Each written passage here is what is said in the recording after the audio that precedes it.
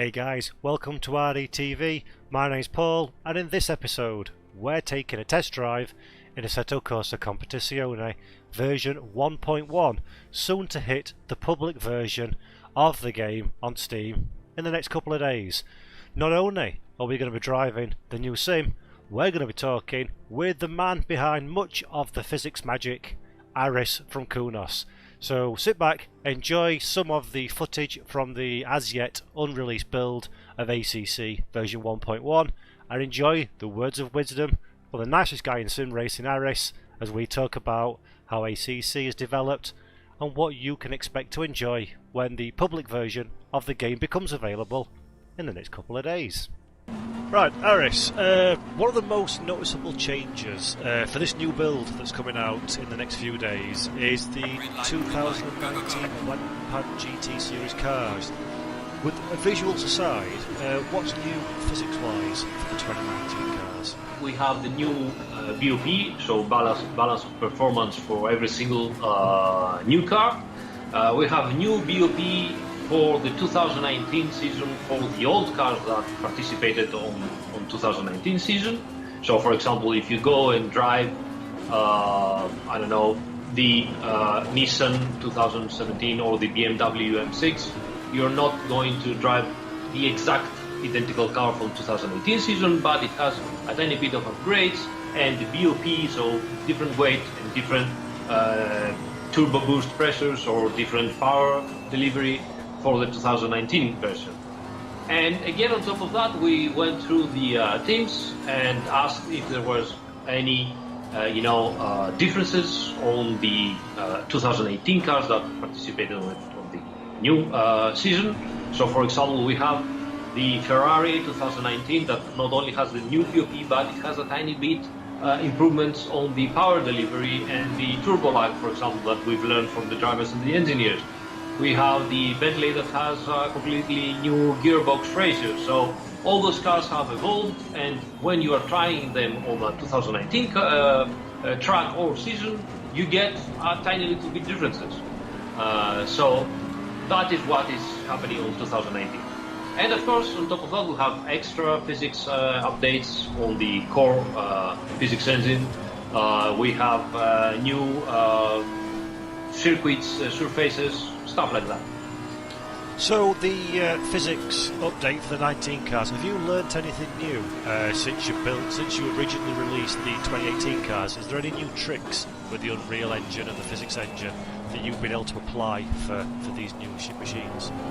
Well, for starters, we are pretty impressed ourselves, to be honest, modesty apart, that even the aliens weren't capable to do massively better lap time. You know, one thing that happens always in the simulators is that the very, very fast drivers are capable of doing very, very fast lap times, much faster than reality. And by much faster, I mean, 4, 5, 6, 8 seconds faster than reality. And this happens naturally. It's not that, simulators are bad, but it happens naturally because obviously in the simulator you have absolute precision. You don't have G-forces that move around your hands and your feet. So you can, lap after lap, practice after practice, you can become so much precise so that, you can get so much better results than in real life. I'll give you an example. Often we have drivers, pretty good drivers, that, they see an alien lap time and say, you know what, this guy is 2 seconds faster than me. And this is impossible. I cannot understand where he is gaining 2 seconds, per lap. This is so much. But the reality is that 2 seconds per lap is very low, because it doesn't gain 2 seconds per lap in a specific turn, but it gains a tiny little bit in every single turn. So you get maybe, a circuit that has 10 turns, and this means that in every single turn, in the braking, the turn-in, the apex, and the exit, it gains 0.2 of a second on your lap time. Turn after turn ends up into 2 seconds. So 2 seconds might seem a big number, but it is just 0.2 of a second in every turn, and that means that, it brakes maybe 1 meter or 2 meters later than you, it goes on the apex, exactly on the apex instead of 10 centimeters wide than you know, and it applies the accelerator 2 meters before you. And that is why it is so hard to gain those 2 seconds. It is very hard, but it's not much, you know? So what it happens is that aliens can practice and become so much precise in a simulator because they have, infinite practice time, and they have absolute precision because they don't have, G-forces and all the other problems. And so they end up to gain, 2 tenths, 3 tenths per turn, 4 tenths per turn, and you end up with 4, 5, 6 seconds faster than reality. But going back to my initial argument, we were very happy to see also from our esport events that the aliens never went over, about 2 seconds, or even less, 1 second per lap faster than the real life lap times. And before, some sim racers said, "Oh no, that's not true. We saw the lap times and they were 2 seconds faster." I have to point out that the real life cars drive with the full fuel and a setup that has to, be good for 3 drivers or 4 drivers, while the aliens have a car that is exactly as they want it, only for them, and just, 10 laps of fuel. So you have to take everything into perspective. And that said, we were very satisfied about that. So what we did was, trying to figure out even more reasons on how to improve on the physics engine.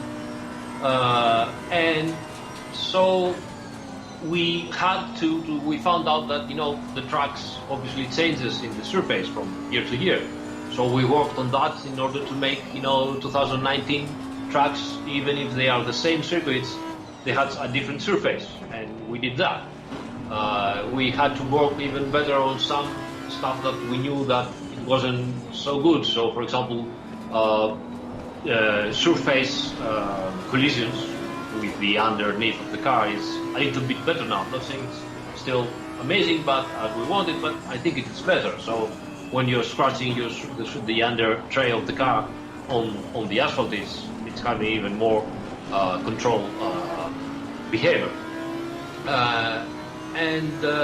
What was the initial question again? Because I have this problem that I start talking and then I forgot what I was saying. No, that covers it fine. That's brilliant. Okay, cool. Talking about cars still for a moment, obviously the 2018 cars that originally launched with the game are still playable in-game as well. Have any physics changes taken place with those cars in light of the new content drop? Yes, of course they are available. You can use them both in 2018 circuits, of course, and having a 2018 championship, but you can also use them in certain situations in a 2019 circuit. And we went through to all the cars and tried to find out, some of the data that we don't exactly know, we're not sure about it, and see if on some cars we could improve their performance to make them even, closer in terms of balance of performance. Because what we do in simulation is that the data that we have and that we are certain about, we all put them in and we never touch them again. Because if you have a certain data that you know that it is real, you put it in, you never touch it again. It has to work as it is. If it doesn't work, then you have a problem with your core physics engine and you have to fix that, right?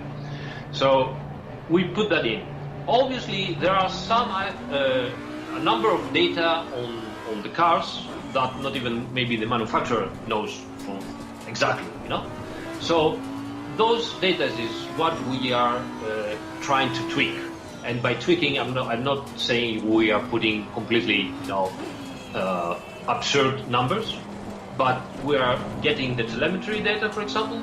We get the telemetry of the real car, or the onboard videos of the real car, or the feedback of the real driver, and then we go on the simulator and we try to reverse engineering what the actual car has as a value in those data. And obviously what you get is a range of values, a small range of values that you can have a little bit of play. This is where we are going to tweak and see, for example, that if, I don't know, the Nissan GTR or the Bentley 2018 was faster or a little bit slower than what we would expect, or the BMW M6 is a little bit slower than the rest of the car, we are tweaking just a tiny little bit there and see if we can gain a tenth of a second here or there to, close the gap. Because we know that all the cars are very, very close in terms of, performance into the blancpain GT3 series. So this is what we're doing on the 2018 old cars. Beautiful, thank you very much. And you've touched on it a little bit already, but another cool feature for this new update is some season-specific asphalt changes to a number of the tracks. So what tracks have been affected by this change, and what do those changes actually bring to the simulation? So when you say you've changed the tarmac, what do you mean by that, and what will we feel as drivers of the sim? Exactly. So what it happened is that obviously if you also see the lap times of the real series, one of the most evident situations is at Silverstone. In 2018 they had just resurfaced the track, brand new asphalt, very good on tire wear, not much of a tire wear, extremely good grip. In fact, the lap times were unbelievably fast. 2019 goes in and we checked the cars, we were there, we could get all the data, we could see the drivers, and everybody obviously was complaining there's no grip. As usually you have to take into perspective what the feedback driver gives you, because there is no grip argument is like, I'm 1 second or 2 seconds slower than I was last year. So it's all relative, it's all something that you have to understand what they mean by that. So you have to analyze the data, and it was specifically for Silverstone was very clear that the track didn't have the same grip as last year, and the difference was not a small gap of a couple of tenths, but it was more than 2 seconds. So it was evident for us that we had to do something, because we had new cars, we had the old cars, and none of them would be able to do the proper lap times on that track. All the cars would be much faster on the Silverstone of 2018. So we had to do something, right? So we started, thinking about it, what we could do, and luckily, obviously, Assetto Corsa Competizione already simulates different kinds of asphalt with different kinds of grip, of temperature creation, of tire wear from the asphalt, depending if it is very grainy or not. So all of that is already in and already simulated in all the various tracks in 2018. Obviously, the programmers, the developers, had to program for me a specific situation where I could say, okay, this track now is in 2018 version, and it has this kind of values, while the same track is now in 2018 version, so the surface values of grip, of tire wear, tire consumption, and everything else changes. And this should work offline, obviously, but also in multiplayer. And long story short, it was a heck of a ride. Not everybody in the development team so happy to resolve those problems, but the guys did an amazing work. They did everything we wanted, and now we were in a situation that obviously we could simulate the different Silverstone, but while we were there, and we didn't stop on that, but we analyzed Spa, which is a little bit different, a little bit slower. Barcelona is also a little bit slower. We also updated the tiny little things here and there in Barcelona. And we have Paul Ricard that has resurfaced again, so it is a tiny bit faster. Hungaroring is a little bit different on the surface again, stuff like that. So we went from the big difference of Silverstone, which is obviously more than 2 seconds gap, into a smaller difference at Paul Ricard, which is about a second faster. And then we liked what we did, and we started doing also little details, like, for example, if I recall correctly, at Hungaroring the difference is like 3 or 4 tenths of a second, something like that. So yeah, every little thing adds a little bit to the experience, to the immersion, and this is something that with Assetto Corsa Competizione for us, and I hope for sim racers, is very important, because we think that a single series sim, yes, might not have, the variety of other generic simulators, but the immersivity is, I think, at the top level, and they did really very, very important stuff into what we do right now with their site. So yes, that is what is happening with the circuits. Brilliant, thank you. Talking about realism and simulated things, aerodynamic slipstream simulation is something that's new for version 1.1. Can you tell us a little bit more about what that means? I'll be delighted because, as you know, I love that stuff. So, yes, aerodynamics. I think, honestly, Assetto Corsa Competizione is, it's having an industry first with the aerodynamics. We, as you know, already simulated a complete aero map of a car. It's very dynamic, completely different. It even forced us to, simulate even better the suspensions of the cars to accommodate the needs of a highly pitch-sensitive aerodynamic vehicle as in real life. So we did all that.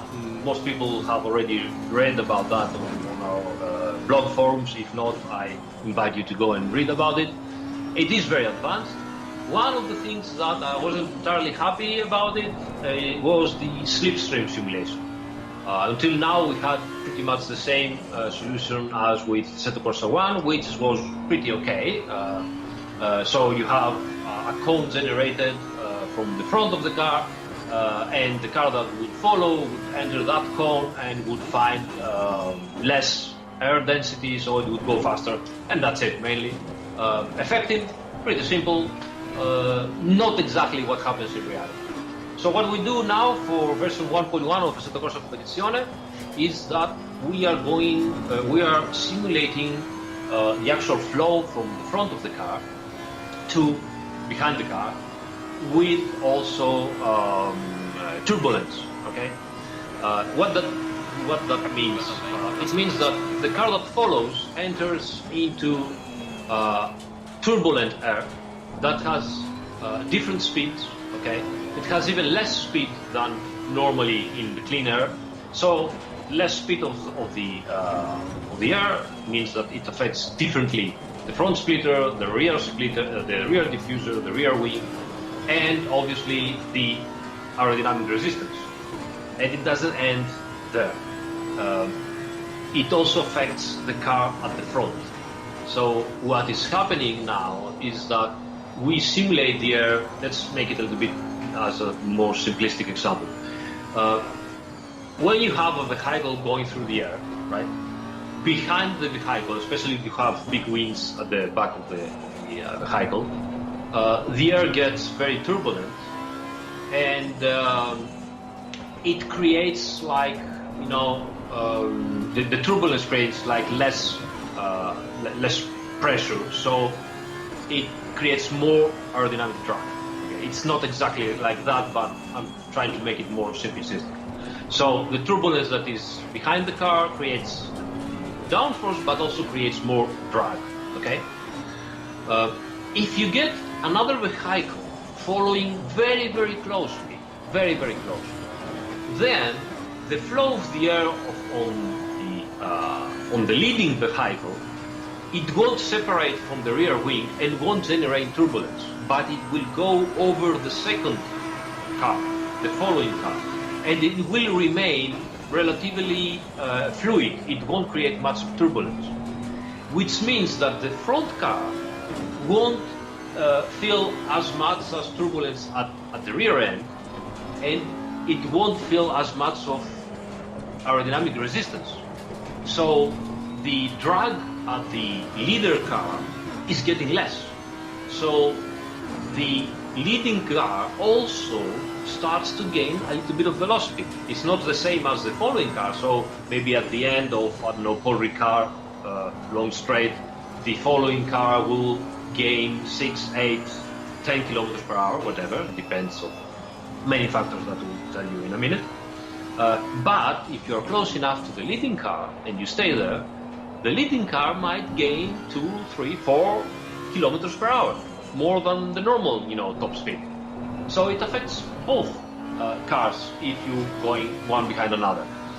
And obviously the turbulence that it is created and the speed of the turbulent air that the leading car is letting away depends obviously on the characteristic, on the aerodynamic characteristics of that car. So if you have more wing or a bigger diffuser that creates more turbulence, it creates more turbulence, so the following car accelerates more. If the following car has a bigger frontal area and more resistance, it accelerates more into this turbulent and slower air. If it's smaller, then the effect is smaller, and so on. So it's not a prescripted, behavior anymore, but it is much more dynamic, much more different, and I think much more interesting. This is the long explanation. The short explanation is that you won't feel that big slipstream as before, because if you remind that in the Assetto Corsa Competizione, if you go behind another car, you gain a lot of speed, and you can easily go on the side of the other car and out-accelerate them. This doesn't happen anymore now. You feel, at least I hope that is what everybody will feel, you feel the acceleration, you feel the engine pulling faster, but at some point you don't get all that acceleration that you hope for. So you see closing the car, but it doesn't close as much. And then when you go by the side, you don't have that big of a speed difference. So getting by the side of the other car is harder, the overtake is harder. It's a little bit more effort for everything, but at least the feeling that gave us, it's also much more satisfactory, because you have to work hard to gain the better speed and the overtake at the end of the long straight. So yes, that's what we are simulating now in version 1.1. That sounds awesome. Right, another thing that's very interesting that caught my eye in some of the change notes is I've seen some talk about changes to the force feedback and how that reacts when the player goes off the road. How's this been implemented within the sim, and what kind of changes will the player feel in the wheel? What does that mean from a physics and a feeling standpoint? To be honest, I don't know, because force feedback is very much subjective. It is very objective in terms of we know those are the numbers. We fit the numbers to the electric motor of the steering wheel, and that's it. That's mainly what we do always in Kunos. So we don't add extra effects. And if we have, for example, in Assetto Corsa 1, extra effects, we name them as fake effects, so everybody knows that if they add those, there is something enhancing, but it's not, what actually the tires create. In Assetto Corsa Competizione, in particular, we just do what the tires do. The forces from the tires go inside the leverage of the suspension, and from there we get the forces on the force feedback. This has been a long debate for many people, because some of them want more feedback from the car. They argue, rightfully so for them, that in the car you don't feel the G-forces in the simulator, so you need extra feedback to understand what it's doing. We argue that what we do on a simulator is trying to create for you muscle memory. So if you practice and you understand what your car is doing through a steering wheel from Assetto Corsa Competizione, then you also get some muscle memory, and then when you go to the real car, you also get the G-forces, but the things happening on your hands are the same. You're not getting more or less feedback on the real car than what you get on the steering wheel. So that's what we do. That's our mentality. That's our motto for creating force feedback. Okay, so were the extra force feedback improvements or not is happening now on the version 1.1. We overanalyzed again all the physics engine we had for creating 2019. We found out some discrepancies on the load that we get from the tires and how those are transmitted into the levels of the suspension. We worked a little bit there, and we understood that we get a tiny bit different force feedback, especially when you're braking or when you are out accelerating from a turn or where you are having, ABS working. So you might get a little bit more vibrations from the ABS or a little bit different weight on the steering wheel when you are turning in.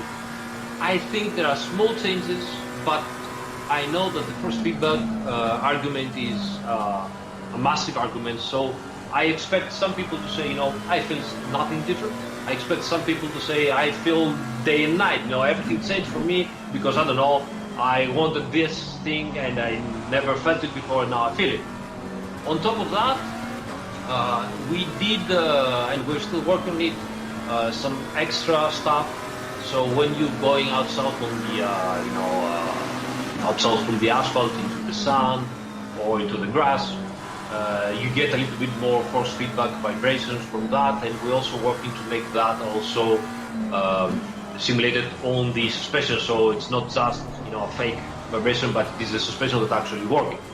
So that should come at some point. I'm not sure if it's going to be in for version 1.1 because we're still putting some tiny details on that, but it should be there very, very soon. So maybe some hotfix or on the next update, whatever.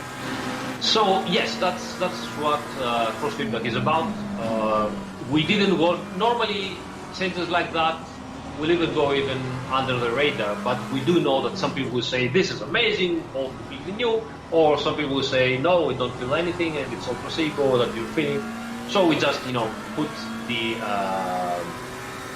line on the change log, and hopefully some people will benefit from that, and other people will be just the same as before. So. Very cool, thank you. And just moving away from physics for a moment, because I've got to ask this question. Triple screen support is now going to be in version 1.1. Considering that for Assetto Corsa Competizione you're using a third-party engine in the Unreal Engine, how difficult has it been for Kunos to get triple screens working in the sim?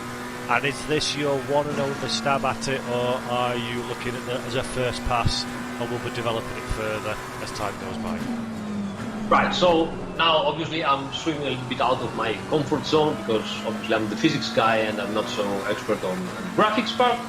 What I can tell you on that from what I know is that our graphics developer, Fabio Lucchetta, did a massive work. As you know, Unreal Engine doesn't properly support completely native 3 screens. We had inside a solution with the Panini projection, I think it's called, that would distort real-time image in order to make it fit properly into 3 screens. Some people had success with that, some people weren't so happy with that because it also depends a lot on the width of your 3 screens and on the angle also of your 3 screens installation.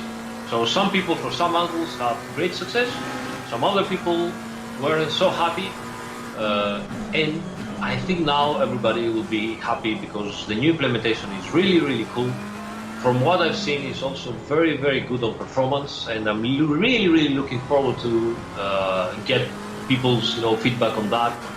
I believe they will be extremely happy, and I'm really so proud for what our developers are capable of doing. And talking about developers, I forgot to mention before, I already told you about Fabio Lucchetta, and I really need to also tell about Fernando Barbarossa, who is working non-stop on the physics. He is responsible for the new Aerodynamics Slipstream Simulation, really top stuff. And all the other developers, like Alvio Costadini on the sounds. Again, we have some extra stuff on the sounds. People will be happy, I believe. All the back-end, like Manuel Darin, really worked everything he could to, make the pit stop animation working, and the whole 2018-2019 together with Kevin Stack on the multiplayer. Practically, we have 2 games into one right now, and it's stable. It is great. I think they are doing a hell of a job on a very complex simulation. Very complex. And a final question, thank you for that. Final question from me. What are you most excited about for players to experience in this version 1.1 new build that's soon to release for ACC? Right. I thought about that a little bit, and it will sound a little bit, as a publicity for Assetto Corsa Competizione, but it is the truth. So obviously, I was working very hard myself too on the new update, and at some point this weekend, I was, trying to find out if we had any bugs here or there. So I said to myself, you know what? Maybe I should try a complete myself too, because obviously you have better testers, but some things you have to try yourself. So I will try scratch from the scratch, full realistic championship mode. So I put in all the practice session, all the qualifying full-time session, and the race full-time session. All the realism, so limited tire number. So in Assetto Corsa Competizione, if you choose so, you don't have unlimited tires sets, but you have a limited tire set. You have 6 tire sets to use on an endurance race, and even less, like 4 on a sprint race. So that's the tire sets that you have for the whole weekend, and you have to use only those. That's it. And I forced myself to get the out lap from the pits, and when I was finishing the practice lap, to go in lap again and into the pits and so on. And at some point, I was doing that, trying to understand what's going on and if we had problems. And I found myself into a very stable, program. And, I could see the AI, amazing job by Stefano Casillo again, getting blue flagged when I was coming with full speed. And they will, go sideways and leaving me space to overtake them just at the exact moment that I could make the turn and hit the apex, while they would be at the outside of the turn. Exactly there, not before, not, after. Yes, of course, I had some moments where I could overtake them on the straight, but if I was going after them into a braking zone, they would go outside of my way the exact moment that was useful to me. Or I would see them, that they were following another car, and they will, raise off their foot from the accelerator to take some clean air and make some distance, some gap between them, so they could, accelerate again and attack the lap time in the qualifying. And then we went into the race, and we have to change, the drivers and do the driver swap and the pit stop. It was so immersive, and at that point, you understand that, sometimes you have, yes, obviously, there's not perfect software, but there's none of the simulators out there is perfect. We have our great problems, they have our great problems, everybody has, but I'll be very excited if I see the sim racers go into the sim and do a full weekend with all the realism up and do everything properly. Not, I didn't do the perfect lap time, skip that, go in, get the infinity number of tires, go out again, and try again to get. No, don't do that. Don't do that. That's why you're doing sim racing, Be a driver. Do everything as it is real life. And if you do that, I believe Assetto Corsa Competizione will greatly reward you, and I'll be very excited to see people experiencing that thing in the latest build. I will be very happy about it. What a beautiful answer. Awesome. Yeah, nice one. Thanks, mate. Yeah, really good. And I am actually going to throw one final question on. Is there anything that we've not spoken about during this brief interview you want to share with the listeners on this video before we wrap and eagerly await the new build for ourselves? What could I say? Yes, of course. We will have, everybody already knows about that, but it is important, I think, to say that the Mclaren 720S is a bonus car. It shouldn't be there, because the Mclaren didn't actually participate in the European and World blancpain GT3 series. They participated with the car on the Asian, I think, series, but it wasn't there. So Kunos and McLaren make an agreement to use this car for their shadow competition, which is amazing. And so here it is, the McLaren 720 is inside the Assetto Corsa Competizione already in the version 1.1. It is a bonus car. You can use it for the whole series, for the whole championship, multiplayer, offline, whatever you want. It has BOP to be performance balanced with the other cars. As you know, BOP is not arbitrary. There are equations that the FIA uses to balance the car. So we took the same equation, we saw the performance of the car, the power that makes, the weight that has, and we applied as close as possible to the BOP that car should have, we think. And so the car, we think, is very, very close to performance to all the other cars. It is a personal opinion, completely suggestive. It's a beautiful car to look at and to drive also. Such a great car. And it's going to be available to you guys. And honestly, I'm really looking forward to the opinion of the sim racer on that car. I'm looking forward to see what lap times they would do on the Shadow competition that would start, I think, on 27th of October. And yeah, that's it. And yes, all the other cars. And since we were talking about balance of performance of the McLaren, also the old cars have a certain balance of performance for the 2019 circuits, if you want to use them.